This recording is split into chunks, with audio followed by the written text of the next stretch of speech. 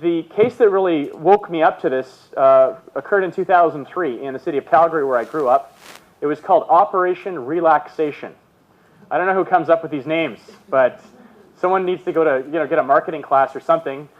It was an investigation into massage parlors in the city of Calgary. And it was spurred by an anonymous tip. There was no special human trafficking unit like on TV that burst in the doors and found this. It was an anonymous tip, who knows sent this in. And it spurred an undercover police investigation that took place over the following year and culminated in undercover police officers posing as men who wanted to open their own massage parlor and seeking to purchase women from these suspected traffickers. The officers were incredibly effective. They were able to actually arrange for the purchase and sale of a number of women from various Southeast Asian countries. They were given detailed instructions by these traffickers on how to control the women. They told them, don't let them meet together. Make sure you've taken their passports. And then they were told you can impose a debt of up to $80,000 on these women to account for what you've paid to obtain them. And of course, a little extra kickback for yourself.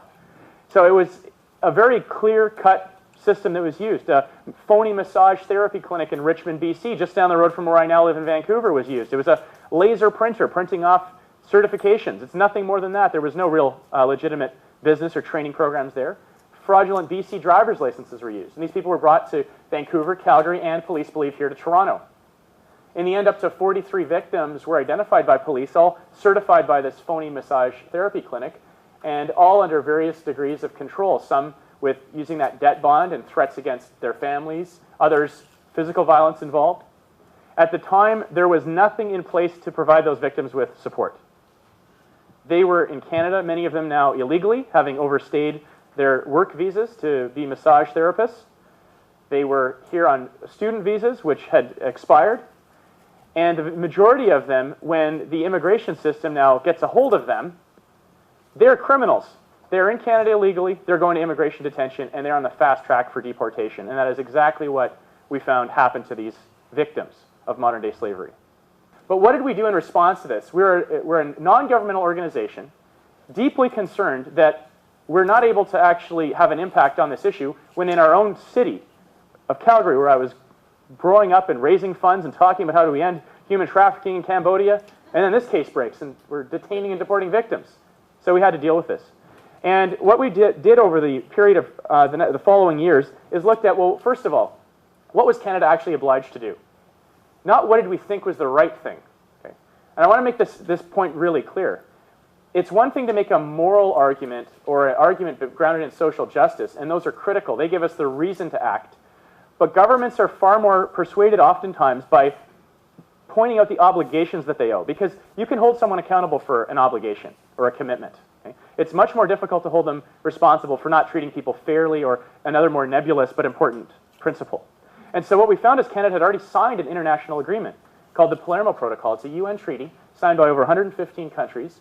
And Canada had said in that treaty, they signed in 2000, that they would provide temporary immigration status, and in some cases, where appropriate, permanent immigration status for victims of modern-day slavery. So we were able to point to that treaty and said, you're violating your own international treaty. Now, this may sound familiar to some of you who work in the environmental sector. I won't get into any kind of analogy here, but it's something. It's something to start with. And so we were able to point to this treaty commitment and show that it was not met. And then, of course, what do? The next stage was identify who's responsible. The biggest thing that prevents action on most issues is passing the buck. It really is. And it is so easy to do that with multiple levels of government, with multiple departments. We spent 3 years at the federal level. We at least identified that this was an immigration issue, so it was clearly a federal issue at this stage.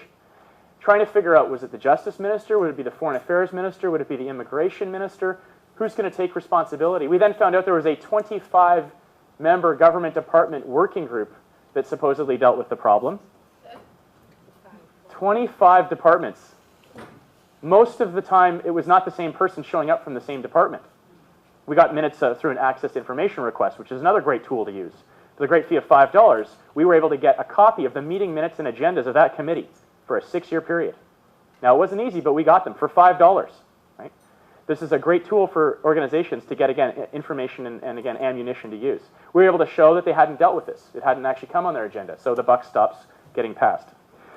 Realizing that none of the ministers we thought would be responsible were willing to take action, we were getting form letters back. We weren't important enough to be on the A list of letters that actually get read by the people you address them to in Ottawa, right? That exists. We instead decided we were going to go public with this. So we tried to do work behind the scenes, and when that failed, we decided we would go public. So what did we do? Well, we published a report. It compared Canada not only against the obligations that we had committed to in this treaty, but against other countries that we think of ourselves in the same league as. Countries like the United Kingdom, Australia, Belgium, Italy, Sweden, and put together a report card. It was a really simple, easy thing, and we knew that the media would jump on that. And we had the research to back it up. Canada got a failing grade. Other countries got A minuses, B pluses. I'm a professor now, so I do a lot of marking. This may have been an early prelude to this career that I'm now in. But Canada deserved the F. There was nothing in place to provide foreign victims with assistance to remain in the country. If you're not legally allowed to stay in the country, you can't even talk about counseling, shelters, long-term assistance, preventing the risk of re-trafficking, anything else that you may be thinking of right now, let alone assisting in the prosecution of the traffickers. That proved to be a major problem. All these people had been deported, and so when they went to prosecute these individuals, they found the evidence they had wasn't sufficient. So the report comes out. We have it ready. When I say comes out, we've got it sort of ready to launch. And we had to decide, when do we release it? Okay? Timing. That is a key point. After I go through these case studies, I'm going to kind of crystallize them down to these 5 great ideas. What we found was we're right in the middle of an election. This is in 2005 in the fall. And so we thought, well, at least wait until the election is over and there's a new immigration minister appointed. And lo and behold, like I said, sometimes the stars just align. The minister who gets appointed as the immigration minister in the first term of the Conservative government in February of 2006 is someone named Monty Solberg from a very small area near Calgary called Medicine Hat. Monty Solberg happened to be the foreign affairs critic 6 years earlier when we'd launched our project to fight human trafficking in Cambodia, and we had him as our keynote speaker at a fundraising dinner in Calgary.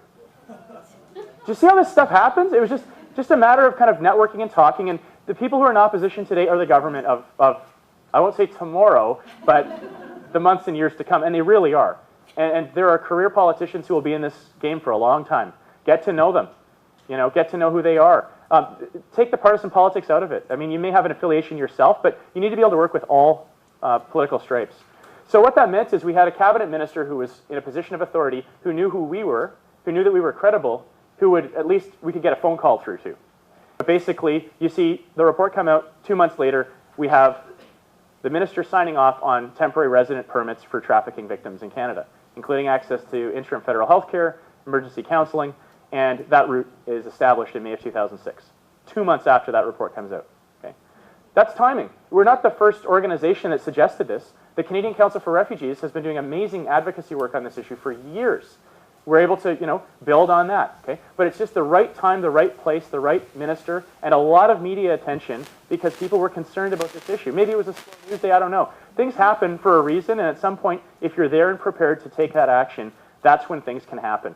Okay? I wanted to use these case studies to illustrate different tactics and some strategies around how to achieve policy change, which was the first case study, a single decision maker who can have an impact based on their authority that they have, and legislative change, which requires a far more long-term and sustained effort. The first is building coalitions of people with diverse backgrounds. You have strength in the numbers of those organizations. You may need to only convince one person, the head of that organization, who then liaises with all of their members. And they now represent, in the case of one of the Aboriginal organizations, 30,000 people who are First Nations women in the province of Manitoba. Boom. And the Grand Chief speaks out against this, as a man, against sexual exploitation. So working with the coalition approach, finding that common ground, building trust, having clear expectations. It's very critical. Coalitions are difficult to work with. Long-term coalitions are very difficult. I'm talking about a focused short-term strategy for specific policy objectives. That may work much better than developing an entire agenda. Try to get everyone at the table to agree on an anti-poverty agenda. I'm sure there's been work done on that in Ontario. I don't know where that's gone. I don't work on that issue. I don't mean to be provocative. I'm just giving you an example, because I know a lot of people in the room work on that important question. So being more focused, focusing on the biggest gaps. You can all agree that more things need to change. Okay? We often have people say, well, this bill is only one step. It's not the full solution. We said we agree. Let's do it, and then we'll talk about the next step. Right? It's not a reason not to implement a good idea if you've simply got more things to do. The second idea is identifying champions and opinion leaders. In every organization, whether it's a government department, a news bureau, or a non-governmental organization, there will be people who agree with you, whether you believe it or not. You may think that everyone who is in the particular government department that you want to convince and that they're just not willing to budge, you may think that they're all against you. Well, they're not. They're as diverse as the Canadian populace.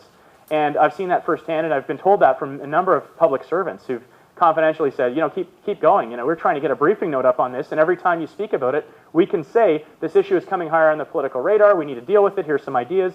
So just because a minister may make a statement or you see a silence, it doesn't mean you're not having an impact.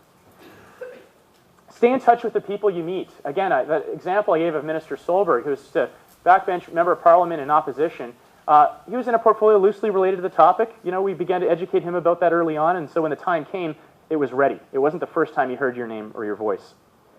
And encourage and support and acknowledge those people when they do what you want.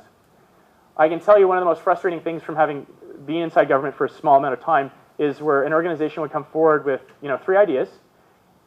I would say, I think the first idea is great. It will, in fact, it becomes policy. The day it becomes policy, the organization puts out a press release slamming you for not implementing the other 2. How often do you think you want to work with that organization? I mean, this is, you got to play ball a little bit here, right? If you've said you want them to do something and they do it, you've got to at least acknowledge that they acted on that.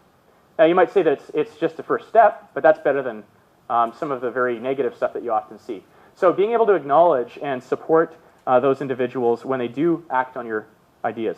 Third, developing an effective online presence. This is very critical. It can sound like a very generic statement, but I want to tell you that if your organization has a web page that hasn't been updated in 6 months or even a year, people will conclude that you're either doing nothing or that your organization's even gone bankrupt or been terminated.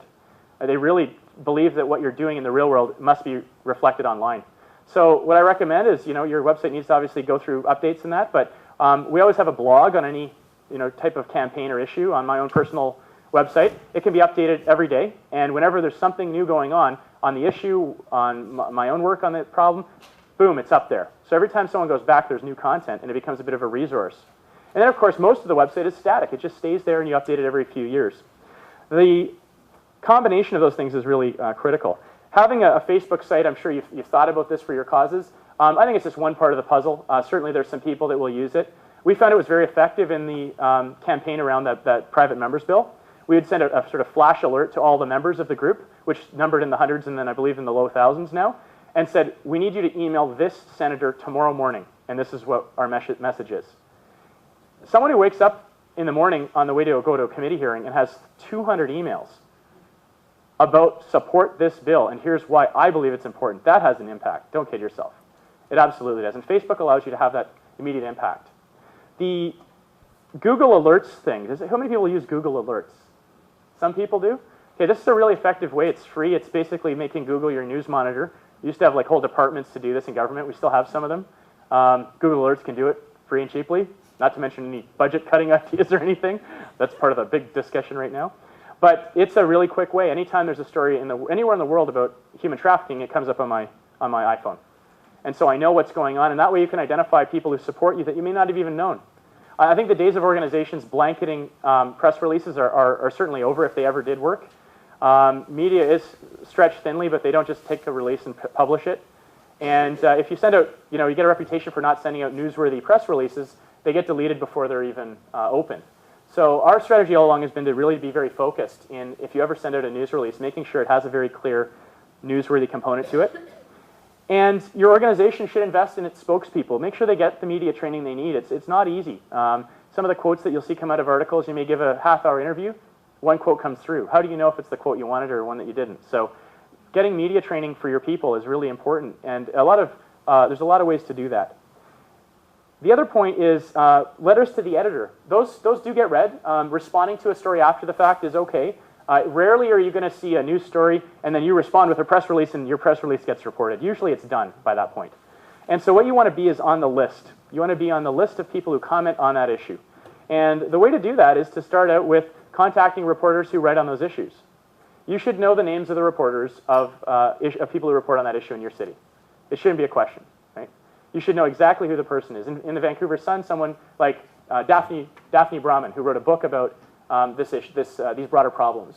She's someone who I emailed once when I moved to Vancouver, said, hey, these are some issues I work on. Do you want to meet for coffee and chat? And then it goes from there. You want to be called the moment that a news story breaks on your issue.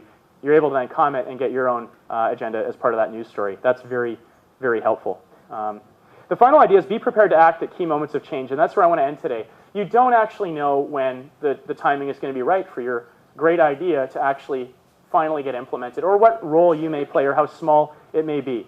It's very odd that you'll see a real clear connection. You're just part of the bigger puzzle. I mean, that's the joy of democracy. It also makes it a little frustrating, but it's part of the ongoing, systematic, more strategic response to getting your good ideas into policy.